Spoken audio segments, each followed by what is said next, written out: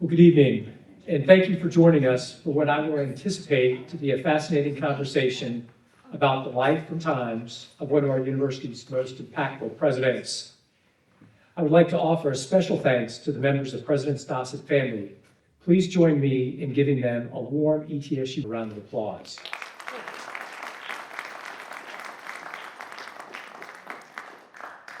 I want to set the stage for this event by sharing a bit about the purpose in launching the Presidential Lecture Series. I'm often asked what makes East Tennessee State University special. And it's one of my favorite questions, and I could go on for hours about the many ways in which our campus is unique and the ways in which we've made a positive impact on the people of our region since our founding in 1911. But the answer to that question is pretty simple. It all comes down to one thing, and that's people. Or more specifically, the culture and connections that the people of this institutional community have fostered for more than 100 years. This is a university that since its founding has worked hand in hand with the people of the region. And the people of this region are some of the most determined, resourceful, and caring people that you'll find anywhere. As you well know, the only reason that ETSU exists here in Johnson City is because of the support of the people of this community who went above and beyond to ensure that the normal school in East Tennessee was located here in Johnson City. And we have a medical school and a college of pharmacy because this community saw a need that needed to be addressed and would not take no for an answer. This is a place where people are united by a simple mission, and that's a mission to make things better. And it's a place where we're not afraid to roll up our sleeves and to get the job done. And this culture and this character has been on display for the past 10 or more days. And I think as you'll hear through tonight's lecture, that's not anything new, because the same commitment to this community and the same resilience and sense of togetherness that has defined us over the past week and a half has been an integral part of the fabric of this institution for decades. So our goal for this series is to honor those who come before us, who upheld the values of our community and served as a model for the culture that we cultivate today. President Burgin Dossett certainly is one of those individuals, and I look forward to learning more about he and his journey as we seek to continue to expand the legacy of service at our institution. And we're in for a treat tonight because the individual who's going to provide this lecture is one of the most esteemed individuals in the history of our institution, and he's played a critical role in fostering the community and connection that we so cherish. Mr. Fred Sauceman is a native of Greenville, Tennessee. He earned his bachelor's degree in history and a master's degree in English here at East Tennessee State University. He later directed our university relations office for nearly 25 years. He continues to serve as a senior writer in what is now the university's Office of Marketing and Communication, and is the host and creator of a weekly program titled Vital Voices, which airs on public radio station WETS-FM, where he also delivers the news every morning. For over 25 years, he read the names of every graduate during our commencement ceremonies. He's worked in commercial radio as well as in television. While finishing his master's degree here, he was employed as a writer for American Greetings. For more than 2 decades, he's chronicled the foodways of Appalachia and the South. He and his wife, Jill, write the flavors column for Blue Ridge Country Magazine, and Fred has written and edited 7 food-related books, the most recent being The Prophets of Ridgewood and Appalachian Families, Life, and Barbecue. And I haven't had dinner, but boy, Ridge would be really good if someone wanted to deliver it right now. His books have been recognized by the American Association of University Presses, the American Library Association, the Tennessee State Museum, and the Southern Foodways Alliance. His work has appeared in dozens of highly respected regional and national publications, and for almost a decade, he served as the editor of Now and Then, the Appalachian magazine, created for the Center of Appalachian Studies and Services here at ETSU. Fred has been affiliated with our institution since enrolling as a student in 1976. He wrote his master's thesis about North Carolina's novelist Thomas Wolfe, and he won the faculty award as the most outstanding student in foreign languages. Between them, he and his wife, Jill, have 3 ETSU degrees. One of the things that I heard most about Fred, though, is that he continues to be a student. On Wednesday mornings, you can find him taking fiddle lessons with Jane McMorrin, and on Saturday mornings, taking oil painting classes at Root Studio School in Jonesboro. When we asked him to prepare this lecture, he jumped in without hesitation. Mr. Sauceman, the stage is yours.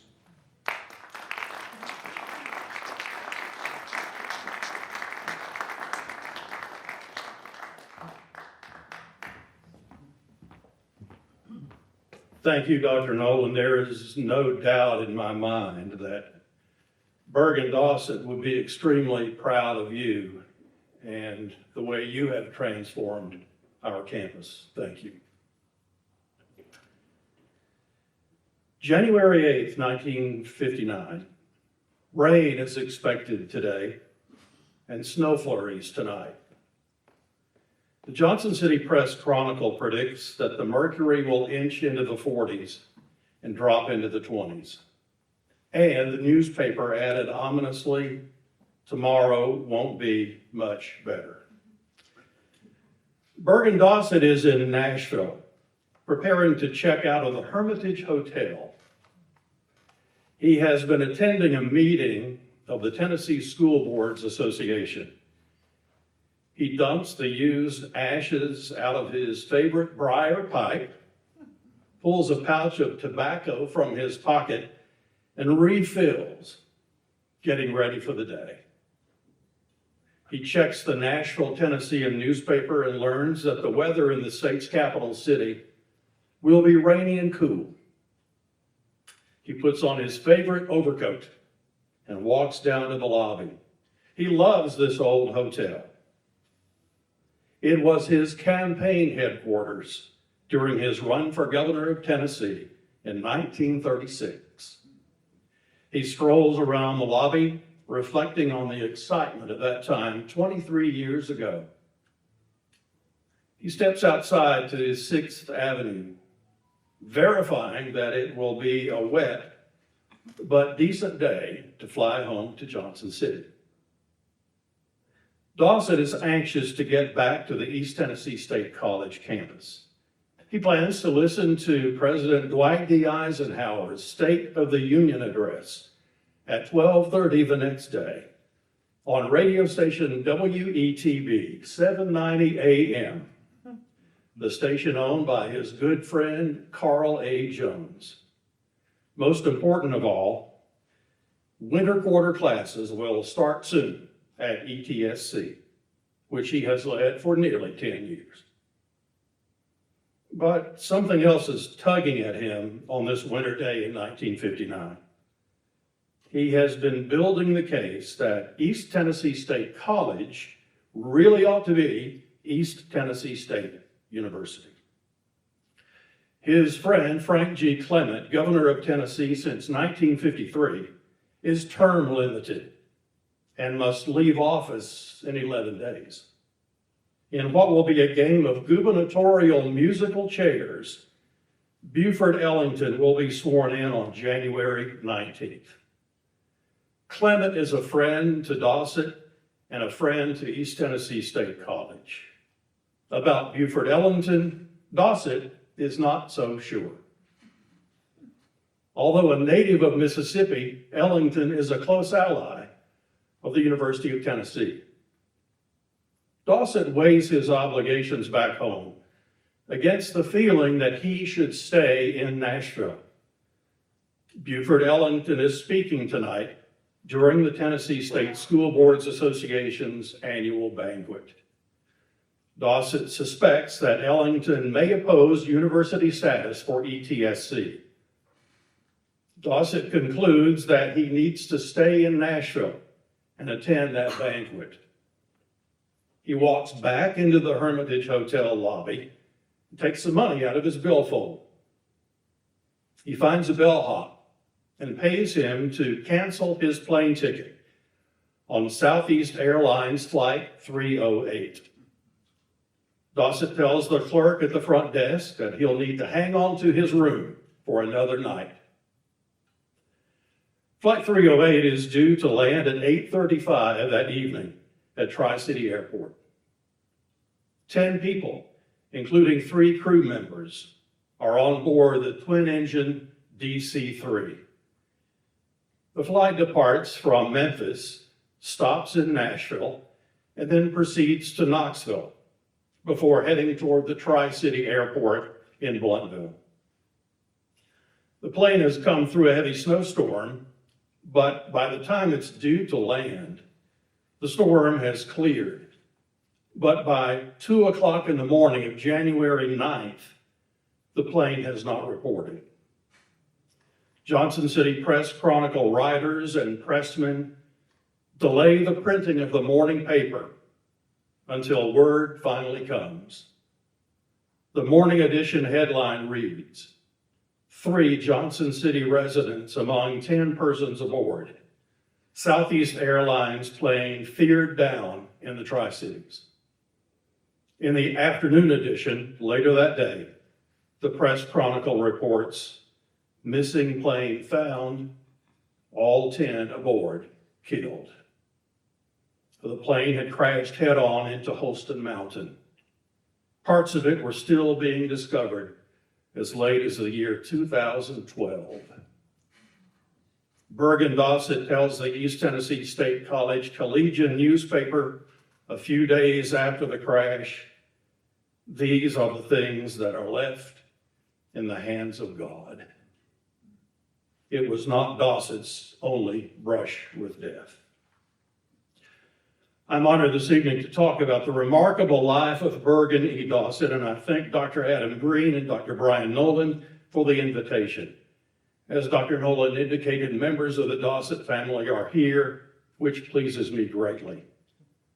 Burgin and Nell Dossett had 5 children, Burgin Jr., Tom, Jeannie, Julie, and Ann. Ann Dossett Blevins is the last surviving child. She was not quite 2 years old when her father became our president. I thank her for contributing memories and materials for this talk.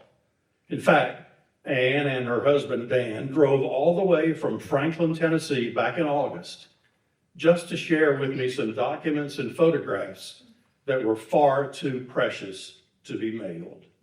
Thank you.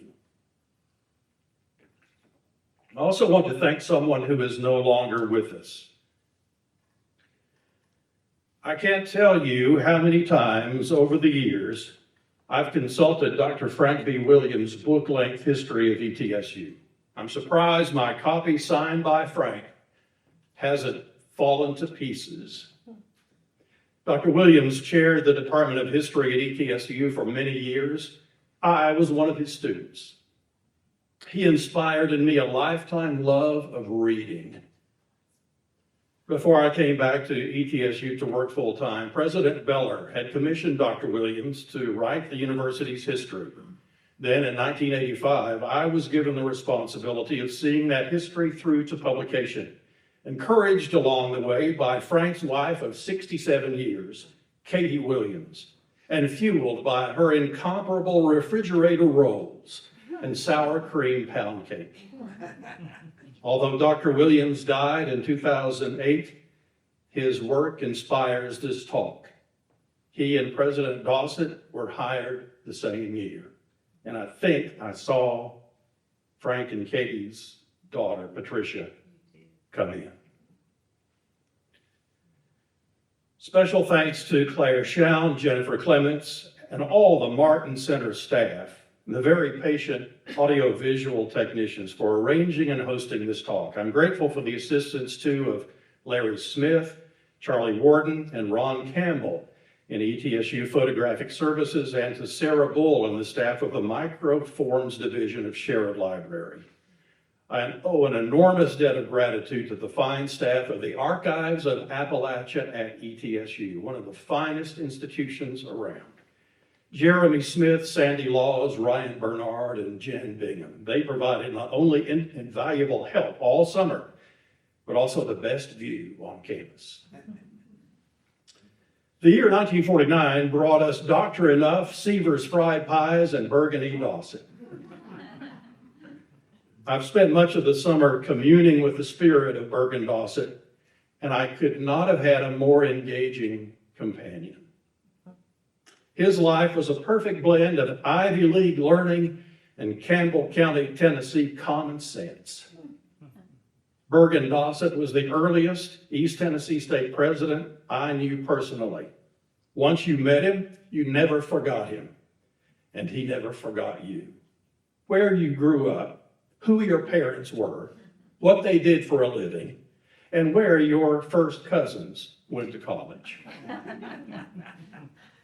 My aunt, then Mary Nell Jackson, was hired by Dr. C.C. Sherritt, our second president, in a role akin to our modern-day administrative assistant. And she worked for President Dossett for a while before her husband's occupation as a Methodist minister resulted in their moving from the area. Aunt Nell adored both presidents and managed to make the transition between the smokeless Sherritt and the tobacco-fragrant Dossett. This is not a strict chronological history, but rather a series of scenes and remembrances in an effort to create a portrait of a man who transformed East Tennessee State. But to begin at the beginning, Dossett was born in 1897. You may have seen the year 1898 listed, but Anne says her father had carved a year off his age. His sister set him straight, saying, "You couldn't have been born in 1898. I was born in 1898. His gravestone was altered accordingly." Dossett interrupted his high school education in Jacksboro, Tennessee, to volunteer with the U.S. Army for service in Europe during World War I, enlisting as a buck private. He was assigned to the Balloon Corps, the eyes of the artillery. On maneuvers over a field in Kansas, Dossett experienced the first of a series of brushes with death. These are his exact words. "We were to be trained observers, going up about 8,000 feet to locate the enemy and get information back down. I was with an officer in a wicker basket that was 4 feet by 4 feet by 5 feet deep. We were out one day, 8,000 feet up, when an awful storm came in. We were ordered down, got down to about 5,000 or 6,000 feet, and lightning struck the balloon, set it on fire. The balloon twisted, the wind blew it over and back, and we began falling a mile a minute. By the providence of God, the balloon hit a fence post. I was sick as a dog, lying in the bottom. It didn't hurt me. I was lying down. My partner was in the corner of the basket. One fence post out there in the open country broke that fall. The corner of the basket hit the post. I didn't get a scratch, but we were in the hospital a month." Dossett didn't remain a buck private for long. He was steadily promoted from balloon sergeant to flying cadet and was commissioned as a second lieutenant. Years later, he served as state commander of the American Legion.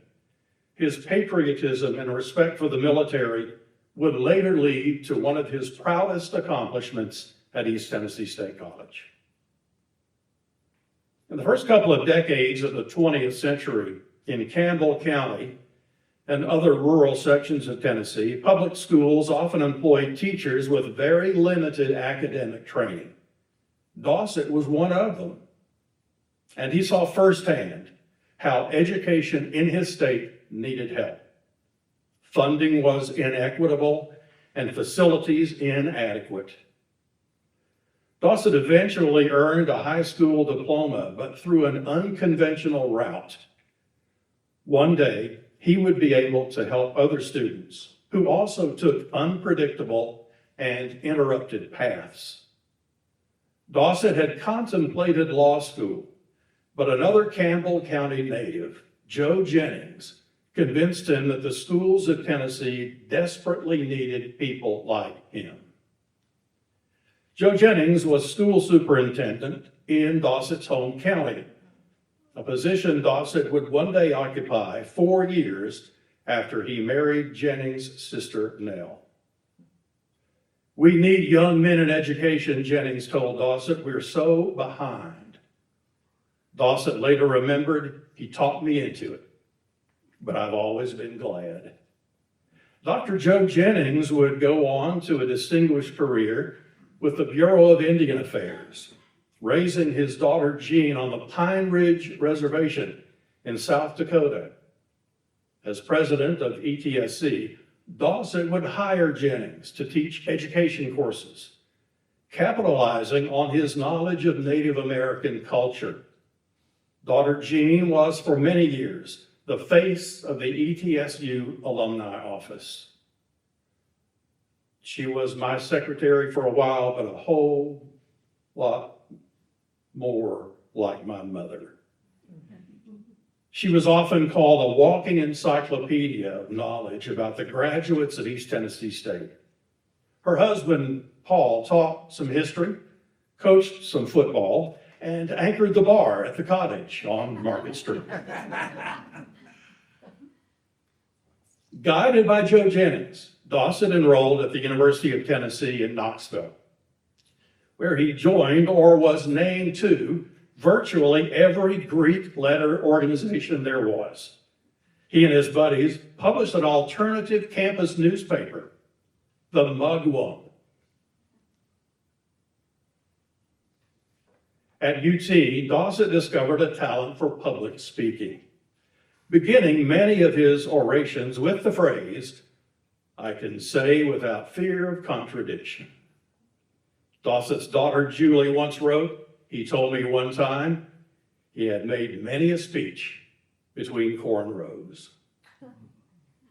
He won UT's John R. Neal Medal for Excellence in Oratory. During the summers, while he was a college student, Dossett worked in the coal mines in Campbell County, which borders the state of Kentucky. I found records of over 50 different mining companies that were doing business in the county in the early part of the 20th century, mining seams of slow-burning bituminous coal.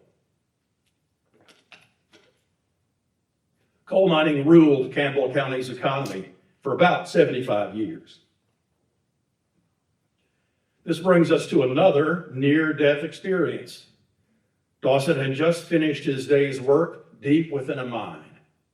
He heard a loud noise, looked around, and discovered that a wall had collapsed in front of the area where he had just been working. Dossett graduated from the University of Tennessee in 1922 and was one of the first students selected for a scholarship at Harvard University, designated for students from rural areas of the South. He soon immersed himself in college life in Cambridge. From the Harvard Diary of Burgin Dossett, October 2nd, 1922, went to funeral of Mrs. William James at Appleton Chapel. That's the William James, known as the father of American psychology. From the Dossett Harvard Diary, Saturday, February 24th, 1923, finished writing sermon. Went to Berlin, Massachusetts to preach on Sunday. Very cold night. Sunday, February 25th, 1923, in Berlin. Preach first sermon. Edmund Everett Hale gave his first sermon here. Nice time, back in afternoon. Dossett, by the way, preached in the pulpit once occupied by one of the country's most famous clergymen. Hale was a Unitarian minister who wrote The Man Without a Country, published in the Atlantic Monthly in 1863 to bolster support for the Union during the Civil War. Dossett earned his master's degree in history and education from Harvard in 1924, and just as the scholarship program intended, took that knowledge back to his home county in Appalachia, becoming superintendent of Jacksboro High School. In the summers, he taught classes in history and education at UT.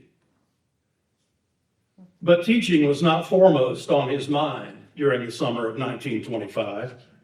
On June 11th, he married Nell Elizabeth Jennings, also an educator. They honeymooned at Niagara Falls. Dossett had chosen as his best man one of those buddies from UT who had worked with him on the Mugwump. His name was Ray Jenkins, and he would come to be known as the terror of Tellico Plains. His book is in the ETSU library. To say that Ray Jenkins led a colorful life is a huge understatement. His U.S. Army unit chased outlaw Pancho Villa in Mexico. Ray Jenkins earned a law degree from UT and eventually became one of Tennessee's most famous trial lawyers. He claimed to have defended over 600 accused murderers, and he said he never lost a client to the death penalty. Ray Jenkins made the cover of Time magazine on May 17, 1954, because of his role as special counsel to the U.S. Senate Subcommittee on Investigations during the Army McCarthy hearings. Burgin Dossett was always quite proud of the fact that the best man in his wedding had the courage to stand up to Senator Joseph McCarthy. Ray Jenkins was a Republican, but his friend Burgin Dossett was a New Deal Democrat through and through. In 1935, Dossett began work with the Works Progress Administration, the WPA, one of President Franklin D. Roosevelt's New Deal agencies. Dossett oversaw public works projects all across Tennessee. A monument to that era stands today on the ETSU campus. Dossett worked with President Sherrod to create our amphitheater in 1935. In 1936, Dossett ran for governor of Tennessee. From the beginning, he campaigned as a simple man from the mountains, one, I might add, with a Harvard education. As one campaign flyer read, he knows the feel of the corn husk with frost upon it. And Dossett linked himself closely with President Roosevelt. Eye to eye with Roosevelt, he declared. Remember those Army promotions Dossett received? In the campaign for governor, he chose to downplay them. From his campaign literature, Private Burgin Dossett knows the soil, not from pamphlets, but from bull-tongue plows. Notice the rhetoric here, it's beautiful. Private Burgin Dossett knows the mineral resources of Tennessee, not from hearsay, but from the pick and drill. Private Burgin Dossett knows the railroads, not as a lobbyist, but as a common laborer. Private Burgin Dossett knows the schools of Tennessee as an educator, not as attorney for a stock-selling scheme to teachers. Private Burgin Dossett knows the value of a dollar, not from a fat retainer check, but from working on the railroad at 6 bits a day. Private Burgin Dossett believes in rural electrification, not in the lukewarm manner of power-sympathetic politicians, but as a country boy who has washed his clothes in a mountain creek and studied by the light of an oil lamp. Dossett's opponent in the August 6, 1936 Democratic primary was attorney and World War I veteran Gordon Browning. Dossett accused Browning of not being fully committed to the Tennessee Valley Authority. Browning, in turn, thought Dossett too close to Roosevelt. Said Browning, "He has done everything but claim to be Roosevelt's daddy. I'm expecting him to do that next." In one of his stump speeches, Dossett said, "It is my desire that the women of Tennessee continue to exercise the rights that they have so capably achieved since the removal of constitutional restrictions against them. And when elected governor, it will be my policy to invite their counsel and advice by placing them in positions of responsibility and trust in the official family of the state." He would build on that philosophy later as president of East Tennessee State. Dossett lost handily in the primary. Gordon Browning received 243,463 votes to 109,170 for Dossett. Even more telling were the results from Memphis and Shelby County. There, Browning received 60,208 votes, and Dossett a mere 861. The reason? One man. E.H. Ed Crump, a political boss from Memphis who controlled Tennessee politics pretty much from the 1920s through the 1940s. Although Dossett had the backing of Senator Kenneth McKellar, he knew the election was effectively over for him when Crump endorsed Gordon Browning.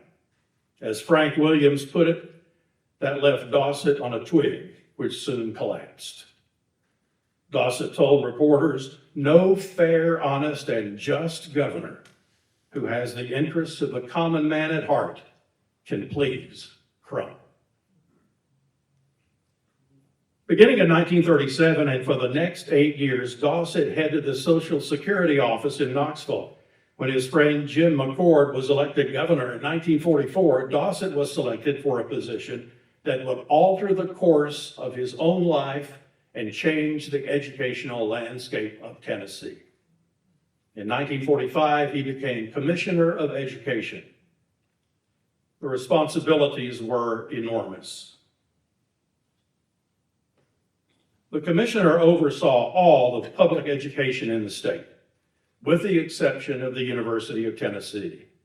The Department of Education encompassed grades 1 through 12 and all the regional state colleges. One of Dossett's first acts as commissioner was to appoint a survey committee to identify problems in the state's educational system and offer recommendations to solve them. Public meetings were held in every section of Tennessee to make citizens aware of the plight of public education. According to Campbell County native Marshall Rasnick in his 1971 Memphis State University doctoral dissertation, these gatherings were very similar to the public school rallies held in the early part of the 20th century that resulted in the passage of the General Education Bill of 1909, creating the normal schools. But let's stop for another brush with death. In 1946, Dossett came down with Rocky Mountain spotted fever, which almost killed him. As the new Education Committee was doing its work, the Tennessee Education Association, in its publication, The Tennessee Teacher, wrote the following: "We're tired of competing with Mississippi, South Carolina, Georgia, and Arkansas for the tail end position in the nation's educational procession." Dossett carefully considered all the opinions and data his survey committee had collected, and he created an historic plan. Working with Governor McCord, Dossett was the architect of the first retail sales tax in Tennessee. Passed by the General Assembly on January 25th, 1947, it specified a 2% tax on retail sales, with over 2/3 of the resulting revenue going to education. The tax would prepare the way for a more equitable distribution of funds between large and small counties. At the same time, Dossett drafted what became the General Education Bill of 1947, which called for the greatest appropriation in the history of public education in Tennessee. Enacted by the General Assembly on February 5th, 1947, the bill ushered in a new era for the state. In its March 4th, 1947 edition, the Knoxville News Sentinel wrote, "A lot of power is delegated to the State Board of Education and the Commissioner. Some say that Commissioner Burgin E. Dossett will be more powerful than the governor." Reading the provisions of that bill provides great insight into the values of Burgin E. Dossett. Values that would in a few years define his presidency at East Tennessee State College. The bill specified a single salary scale for all teachers, men and women, elementary and secondary, white and black. Equal work, equal pay. That scale made it easier to grant salary increases for teachers, school staff, and local superintendents. Dossett told the Nashville Banner newspaper in late January '47 that the bill would ensure an equalizing program to meet the needs of all children of the state, regardless of where they live, in the richest or the poorest county. To bring order out of the irregular school calendars that existed across the state, the minimum foundational program was defined as grades 1 through 12, not 1 through 8, as many schools were observing. The elementary school term was extended from 8 months to 9 with compulsory attendance. For the first time, provisions were made for special education and the rights of disabled students. Transportation services, school buses, were made available to areas that had not had them before. The bill created a regional library service, including bookmobiles. A retirement program for teachers was established. Standards for teacher certification were raised, and a separate act authorized the creation of area vocational schools. These changes were nothing short of revolutionary, and they speak of what drove Burgin Dossett: a sense of fairness, a passion for equality, a push for excellence, the skills to bring people together around a good cause. And Dossett wasn't finished. In a speech at the Southern Regional Conference of the Council of State Governments on May 28, 1948, in Edgewater Park, Mississippi, he called for cooperation among states, saying no state standing alone could provide maximum opportunities for higher education. He cited the exceptional resources already existing in Oak Ridge, Tennessee, as an example of the potential of voluntary cooperation among states in providing for advanced study. Oak Ridge Associated Universities, an organization that still exists today, had been created in 1946. There is no question that the Southern Regional Education Board, which dates to 1948, had its beginning through the influence of Commissioner Burgin Dossett and Governor Jim McCord. It was the nation's first regional interstate compact for education. The gubernatorial merry-go-round continued, and Gordon Browning was elected again in 1948, ending Dossett's tenure as Commissioner of Education. He took a job as head of the Cancer Society in Nashville. Reflecting on Dossett's work at the state level, the Tennessee Education Association's Tennessee teacher stated, "The educational accomplishments in Tennessee during the past 4 years have been almost unbelievable." On August 5th, 1949, upon the recommendation of Dossett's successor, Education Commissioner J.M. Smith, the State Board of Education named Dossett the third president of East Tennessee State College. He began his duties on September 1st. There had been some support for P.W. Alexander for president. He had served as director of the training school and was dean of the college. However, some senior faculty members at ETSC told Commissioner Smith that Alexander was too gentlemanly to be president. Dossett met with the faculty for the first time on September 13, 1949, as 2,001 students were beginning their fall quarter. He affirmed for the faculty his belief in the nobility of teaching and said their major aim was to move forward to help mold leadership for America. A graduate school at ETSC had been organized in 1949, and Dossett, already planning his campaign for university status, reorganized departments into schools, a plan the state board approved in 1952.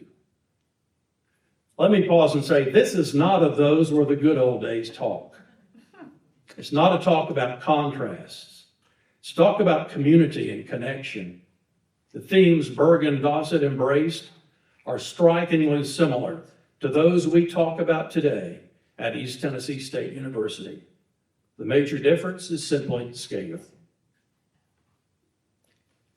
Dossett excelled at management by walking around, beginning his workday with a stroll to the post office.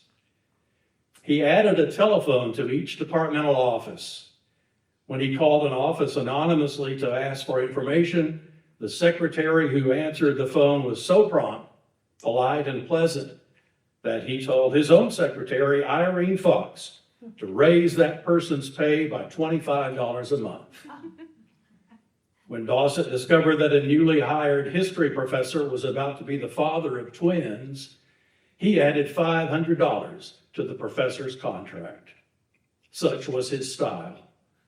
Before search committees, Dossett did most of the hiring himself, whether it was a senior administrator, a faculty member, or those he called the campus men, his term for employees who maintain the grounds. He loved the campus men and visited with them often, praising them for their work in beautifying the campus. Back in August, when Ann Dossett Blevins and I were walking between Sherrod Library and the administration building named for her father, she stopped at a bed of flowers. Mother and Mrs. Culp would be so proud, she told me. One of my favorite Burgin Dossett stories involves the swimming pool in the building we know today as Brooks Gym. Prior to Dossett's presidency, the legislature had appropriated money to build the gym, but the president didn't think it was enough. He invited his former political opponent, Governor Gordon Browning, to tour the campus.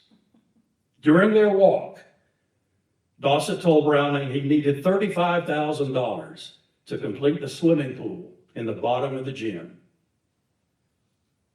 The president's home during that era was on the campus, centered just about where the cave is today. Campus visitors often spent the night in the president's home, which Governor Browning did. At breakfast the next morning, Nell Dossett fried up a center slice of Tennessee country ham and served it to the governor. He liked it so much, he asked Mrs. Dossett if she had another slice just like it in the kitchen. She did, and he devoured it too. At the end of the breakfast, Governor Browning said, "Burgin, this is the most expensive slice of ham the taxpayers ever bought. You can have the money to complete the pool." Later, on another tour of the campus, Dossett showed Browning a recently purchased residence that would bear the governor's name. Browning thought the structure was too small and told Dossett, "Have an architect draw up plans for additions."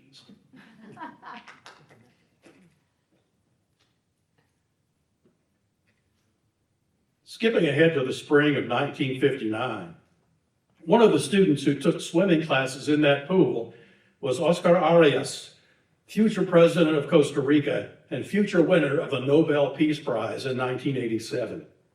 In 1991, he returned here to speak as part of our presidential lecture series. He was only here one quarter, but if you get elected president of a country and you win a Nobel Prize, we will count you as an alumnus. When I've talked to faculty and staff who worked with Burgin Dossett, invariably almost every one of them said in almost the same words, he knew where the money was in Nashville. This is Harlan Matthews. You may remember him when Al Gore ran for vice president with Clinton. It was Harlan Matthews who was chosen to fulfill Gore's Senate obligation.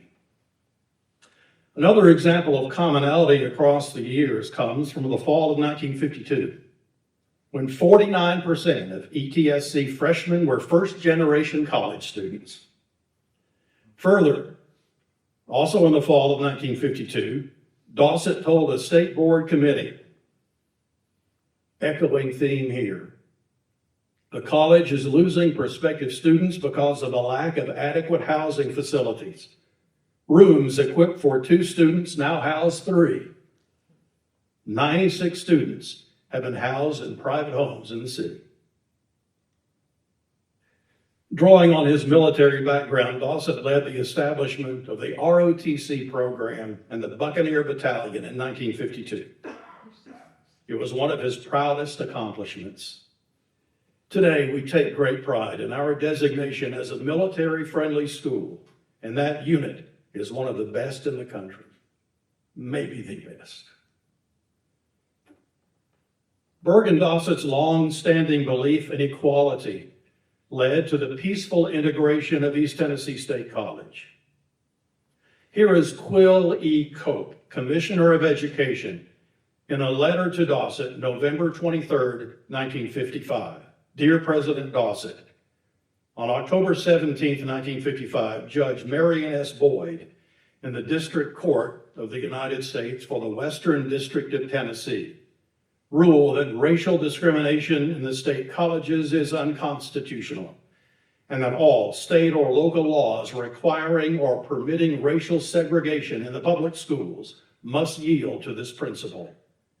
The decision stated further that any qualified Negro student at the graduate level would be eligible to enter at the present time under the plan which the court approved. In view of this ruling by the federal court, you are hereby authorized and directed to implement the plan adopted by the State Board on June 15, 1955, as affirmed by the court, by admitting all qualified graduate students who make application to your institution without regard to race. Dossett to Cope, December 5th, 1955. This is in reply to your letter under date of November 23rd, with reference to the action of Judge Marion S. Boyd in the District Court of the United States for the Western District of Tennessee, having to do with segregation in the public schools of Tennessee, and with particular reference to the college level. In accordance with your instructions based on this ruling, we at East Tennessee State College will take immediate steps to implement the State Board plan, activated June 15th, 1955. Sincerely yours, Burgin E. Dossett, President.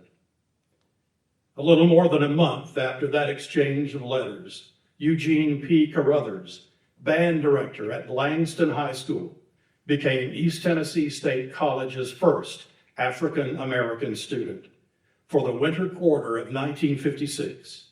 Importantly, as the historical marker says outside Sherrod Library today, it happened without incident.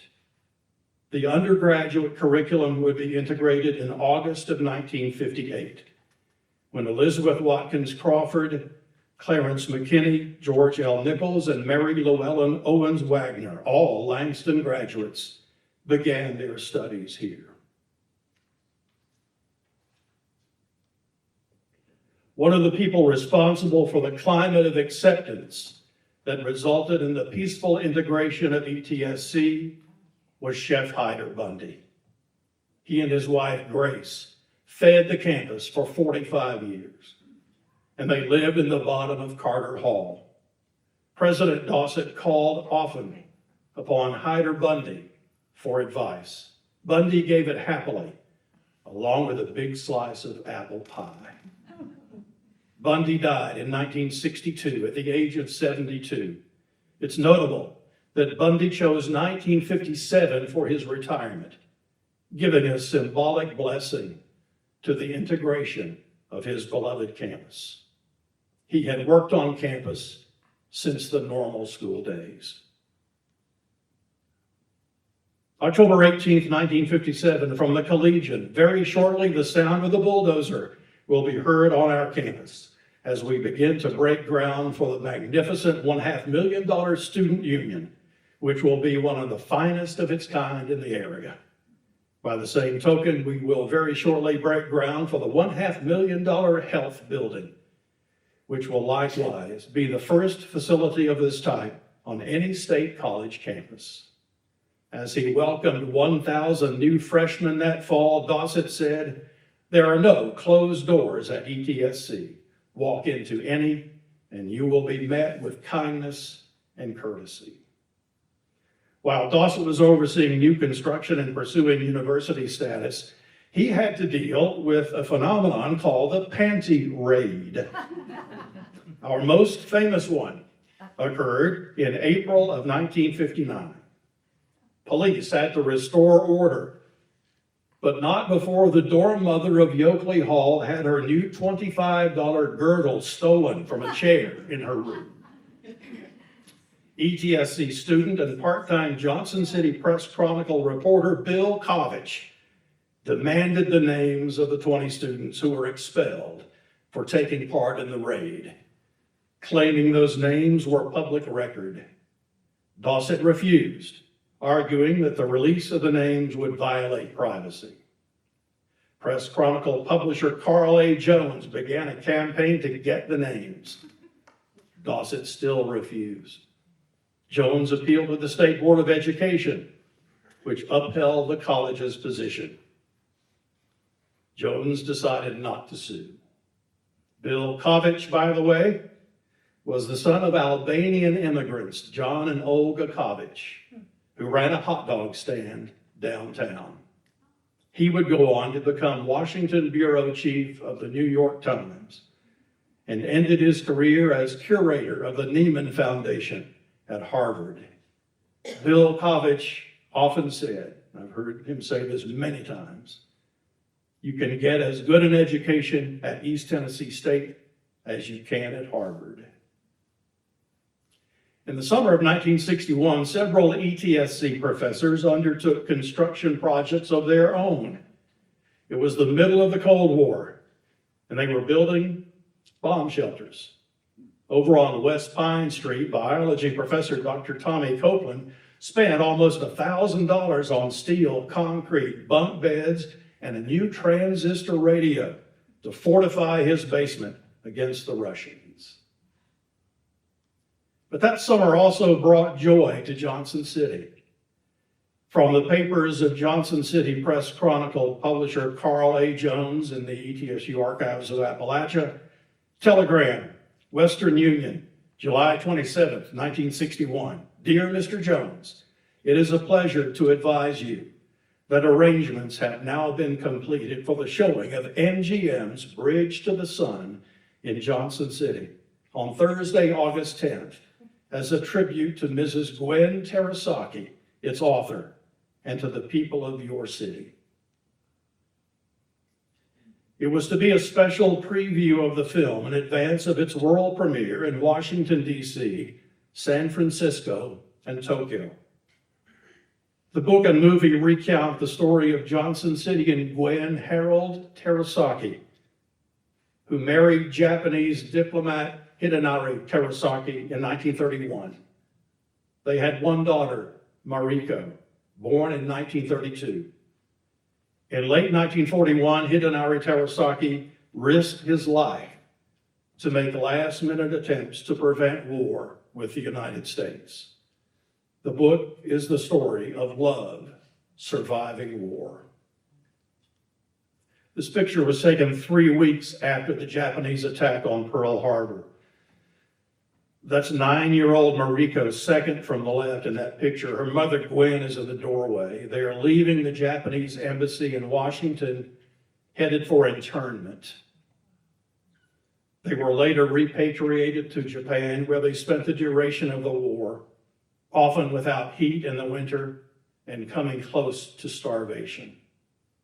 Before the war, they had moved often to Shanghai, Cuba, Washington, Tokyo.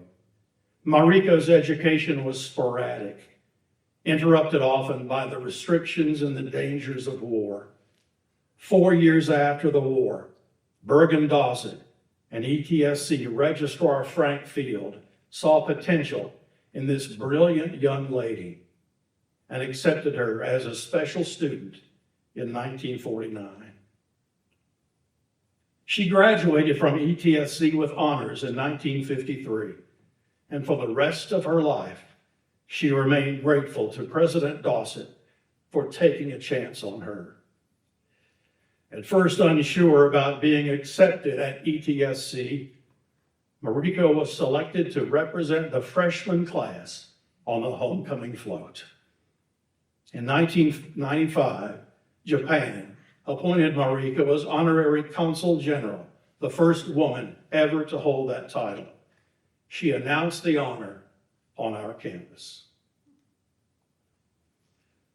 On August 10th, 1961, President Dossett hosted an open house and tea in the ballroom of the Student Center, honoring Gwen Terasaki, her daughter Mariko, and actress Carol Baker, who played Gwen in the movie Bridge to the Sun.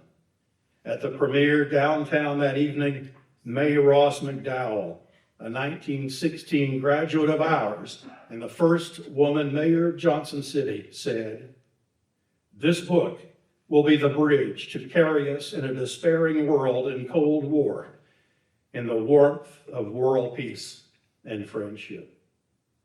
Mariko's father, by the way, lived only until 1951.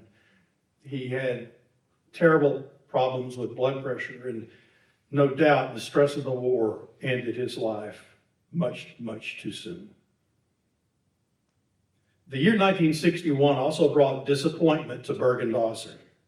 His dream of achieving university status for ETSC was deferred because of the opposition of Governor Buford Ellington.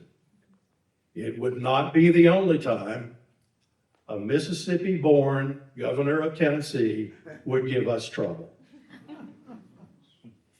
Ellington claimed to fear that the legislature might delegate unconstitutional authority to the State Board of Education.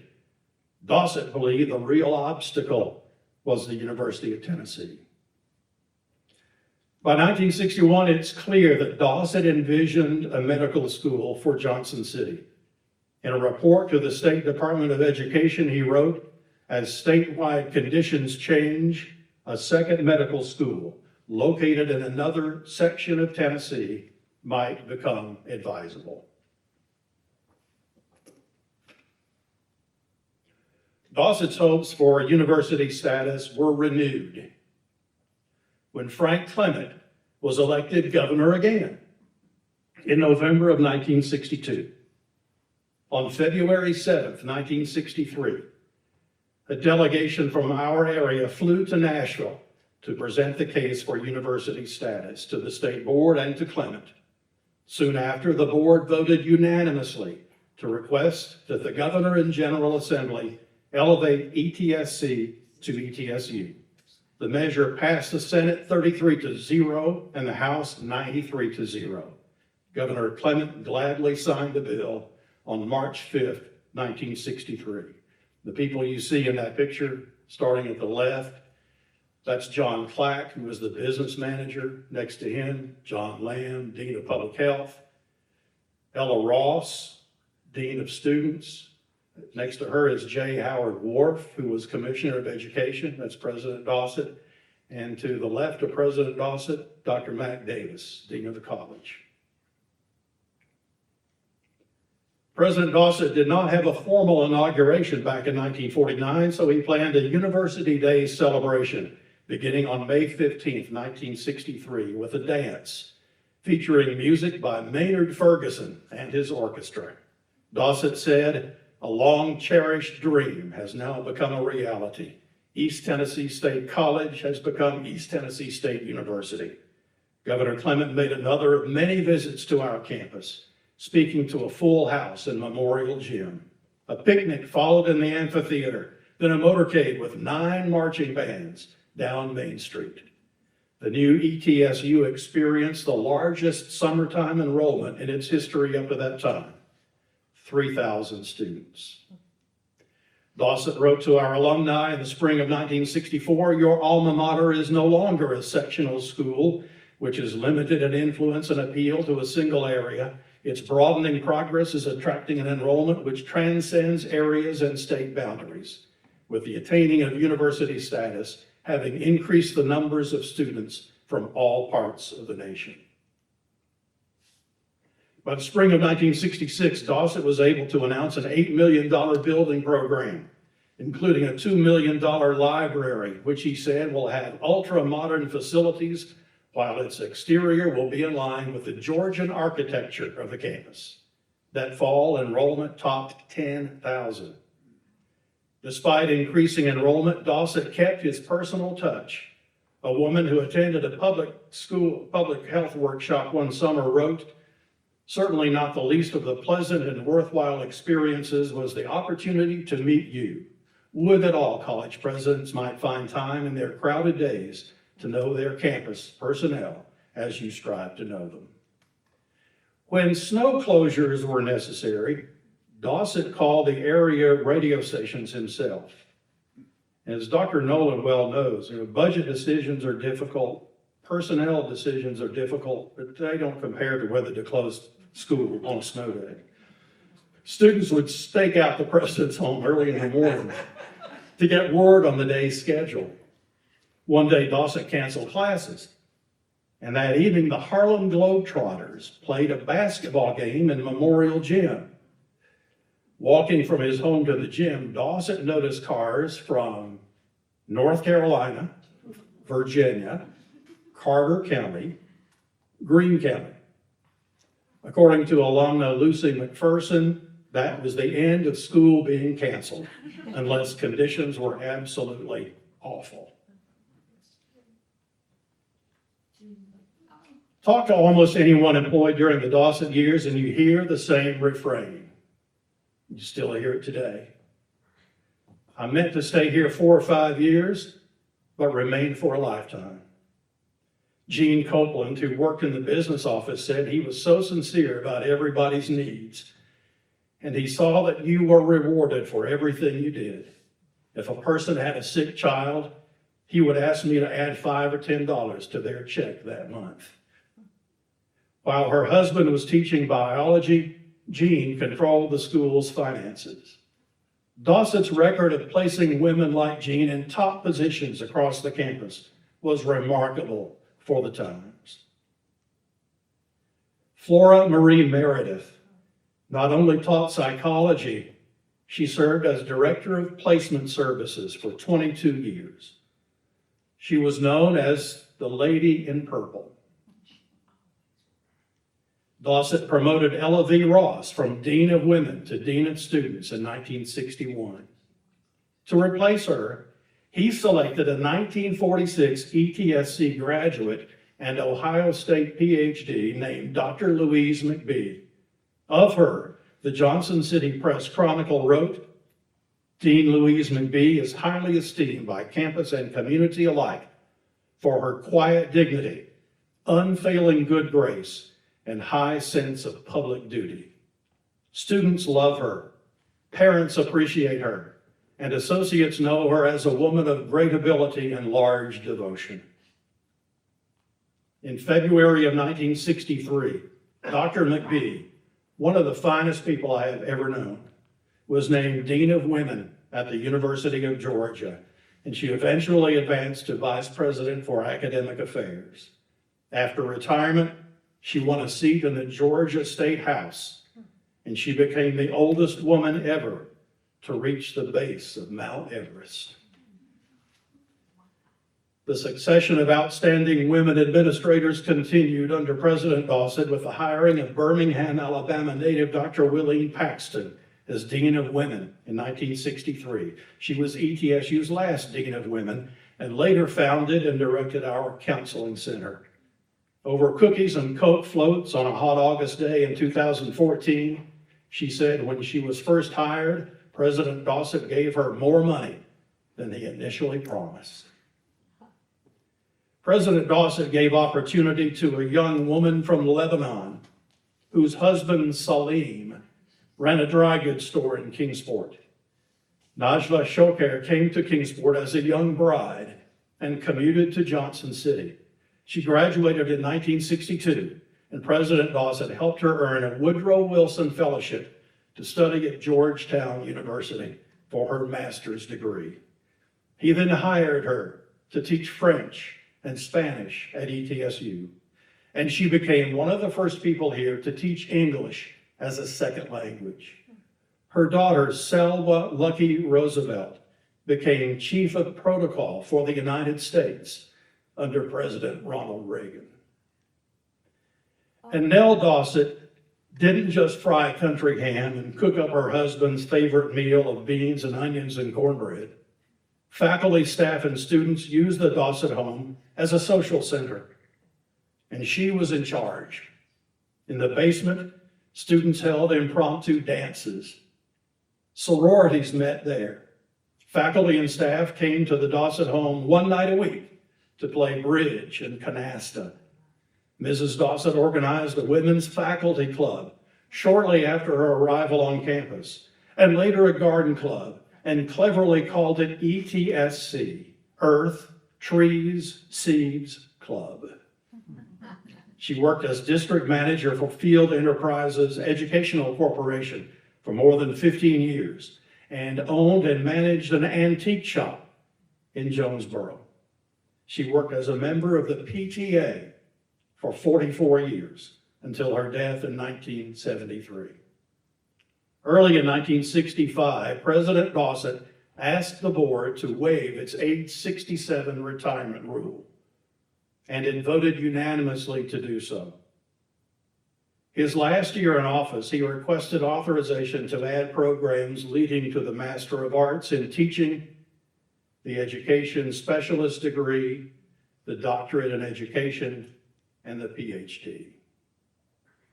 His impending retirement was a time the entire campus dreaded.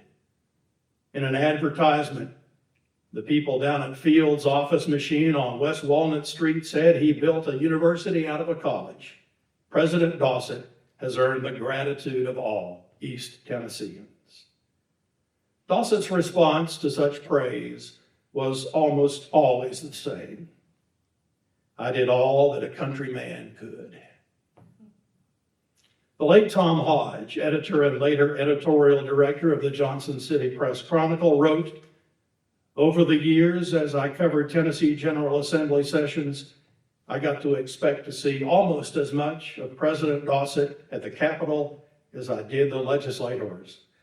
And it was the knowledge of the legislative wars that President Dossett accrued over the years of government service that he served ETSU so well in making sure that the fast-growing institution got its fair share of state funds. Many a legislative day saw President Dossett sitting on a bench to the side of the House chamber or the Senate chamber, overcoat folded over his arm, his ever-present pipe going, listening intently to the business of the General Assembly. During the Dossett years, enrollment grew from 2,000 students to 10,900. The college had fewer than 100 full-time faculty in 1949 and 411 by 1968. The state appropriation swelled from $500,000 to over $6 million. The number of academic buildings more than doubled. The number of residence halls increased sixfold. Dossett added 180 acres to the campus. He created a flourishing night school, opening centers in Kingsport, Bristol, and Greenville. As President Nolan says, behind numbers like these, there are people. President Dossett's legacy is often measured in buildings and in budgets, but his most enduring influence may be felt through the people he hired. People like Dr. Anne LaCroix, fluent in Latin and Greek, and able to understand T.S. Eliot's Wasteland. Dossett interviewed her himself for a one-year appointment as a sixth grade teacher at University School. Afterward, she moved across the street to Burleson Hall to teach languages and literature to college students. People like Dr. Morton Brown, one of the smartest people I ever knew. Harvard PhD in hand, he accepted President Dossett's job offer in 1957 and never left. He once told our Tudor England history class, one of the benefits of getting a college degree is to think interesting thoughts for the rest of your life. President Dossett's influence was passed down through people like Dr. Robert J. Jack Higgs, my mentor, who could teach everything from Emily Dickinson to William Faulkner to sports literature to the legacy of transcendentalism. He and Dr. Tom Burton, another Dossett hire, led the Appalachian Studies movement, which has become so much a part of our institutional identity today. Nearing 90, Dr. Burton visits Sherrod Library almost daily. President Dossett had a great talent for hiring coaches whose character was as solid as their coaching abilities. Coaches like Madison Brooks, John Robert Bell, and Dave Walker. And one of the last faculty members Burgin Dossett hired was Dr. Eduardo Zayas-Bazan, who survived the Bay of Pigs invasion in 1961, spent a year in Cuban prison, and ultimately came to America to start a new life. Eduardo energized the campus as chair of foreign languages, and in just a few days, at age 88, he will come back to the mountains from Miami to join his friends and family as they roast a pig and remember. On January 17, 1968, a farewell party for President Dossett was held in the gym. On behalf of the faculty and the staff, Dr. J. Allen in Health Education presented Dossett with the keys to a 1968 Buick.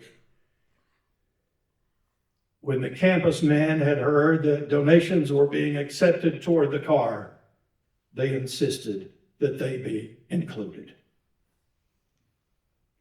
President and Mrs. Dossett returned to the campus on June 4th, 1970, for the dedication of the building that bears his name, Burgin E. Dossett Hall.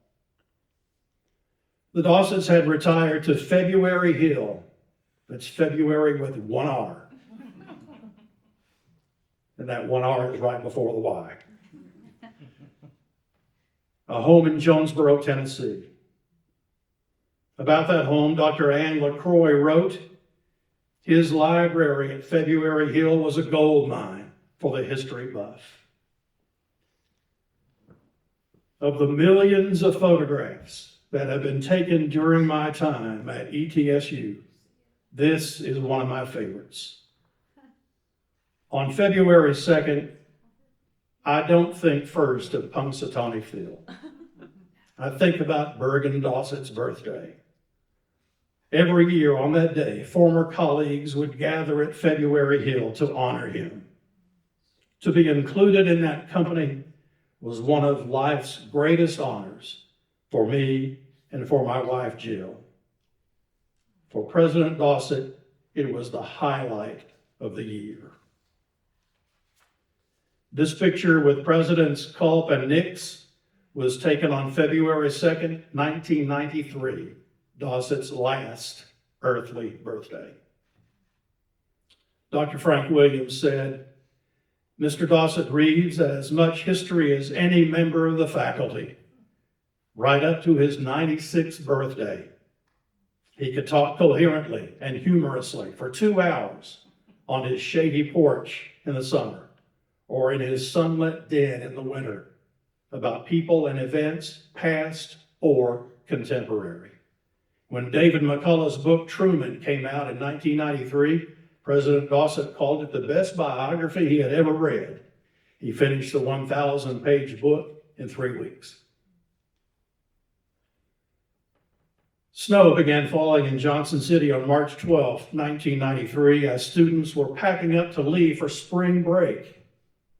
President Dossett was taken to Northside Hospital for a medical procedure. He learned that one of the nurses was from the state of Maine and began telling her of a book he had just finished about President Andrew Johnson. Maine triggered that memory because it was the home state of President Abraham Lincoln's first-term running mate. Dossett daughter Julie Dossett Webb said, "Daddy was teaching until the end." The blizzard of 1993 was the worst winter storm in decades. As it was gaining strength, Burgin Dossett was losing his. After all those brushes with death, it finally caught up with him a few weeks after his 96th birthday, early in the morning of March 13th. After the snowstorm, and Dossett Blevins put it best. It was like a great soul leaving the earth. Thank you so much for being here this evening. I'm deeply grateful, and I want the last words of this presentation tonight to be from that great soul, President Burgin E. Dossett. From November 1961, the major responsibility of East Tennessee State College is to raise the cultural level of its service area. From August of 1948, tolerance and understanding, security and progress are the dividends earned by people when the light of intelligent understanding replaces the gloom of ignorance and its attendant bigotry, prejudice, and poverty. And from November 1961, the responsibility of the college or university is to provide a climate in which intellectual activity thrives. It is obligated to lead its students to understand that the search for truth is the vital element in education. Thank you and good night.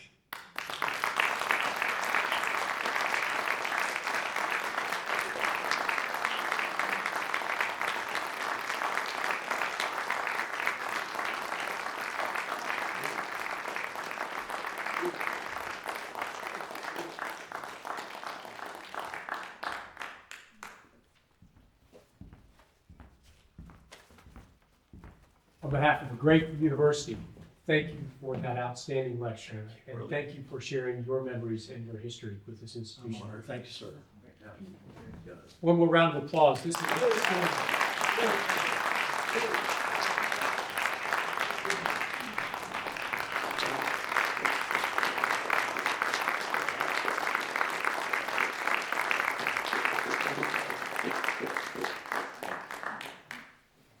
Please join us for refreshments in the lobby. Thank you again for taking part in this evening's lecture, part of the week's celebration of Founders Week, a week in which we as an institution reflect upon the mission of the institution and its service to the region. Please join us on Friday in this space for a talk that will not be half this exciting as I present the State of the University address to the campus. Everyone have a great night. Thank you.